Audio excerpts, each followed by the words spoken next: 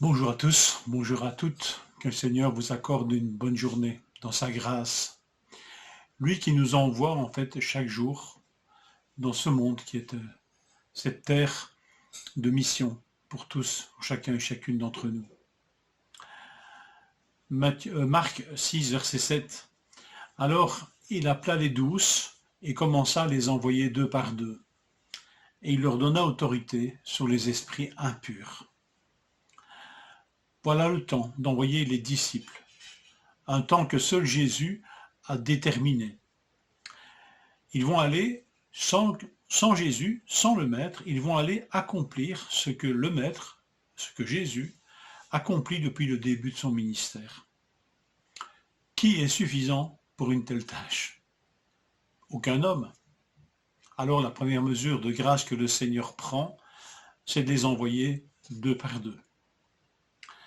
Pour s'encourager, pour valider le témoignage, vous savez qu'un témoignage n'est pas reçu sur la déposition d'un seul témoin, mais au moins de deux ou trois. Pour éviter la suffisance peut-être.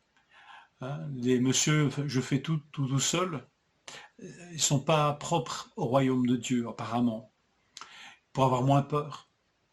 Voilà, une mesure de grâce que le Seigneur pose là, les envoyer d'abord deux par deux. Et il paraît que le texte implique que c'est Jésus lui-même qui a déterminé les pères et qui constitua ces pères de deux, enfin ces pères, et non les apôtres qui se constituèrent, qui se choisirent entre eux selon leurs affinités personnelles. Ils reçoivent des pouvoirs spéciaux, chasser les esprits impurs, mais aussi oindre d'huile les malades et les guérir, et encore le pouvoir d'annoncer la parole de Dieu, la repentance. Ils suivent Jésus depuis un certain temps. Et pour le Seigneur, il est temps d'y aller.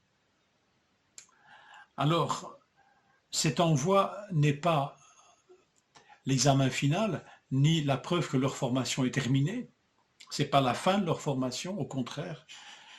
La formation va continuer au travers de cet envoi. Ils ont encore bien des choses à apprendre. Et le texte dit d'ailleurs, il commença à les envoyer. Il y a encore eu d'autres envois par la suite. Ils vont apprendre un certain nombre de choses dans cet envoi. Ils vont apprendre la dépendance en tout, pour le vêtement, le logement, la nourriture. Ils vont apprendre l'accueil favorable, mais aussi le rejet. Ils vont apprendre que les pouvoirs que leur accorde Jésus sont efficaces, ils fonctionnent. Le Seigneur donne vraiment ce qu'il ordonne. Quand il les envoie, il les a non seulement préparés à cela, mais il leur donne le pouvoir d'accomplir ce qu'il leur demande de faire. Alors, c'est vrai que ce texte nous rappelle que nous ne serons jamais assez qualifiés pour aller, à nos yeux. Et l'envoi est vraiment une question de temps, le temps du Seigneur. Et ce temps n'est pas nécessairement parce que nous sommes suffisamment qualifiés. Il nous envoie quand le temps est là.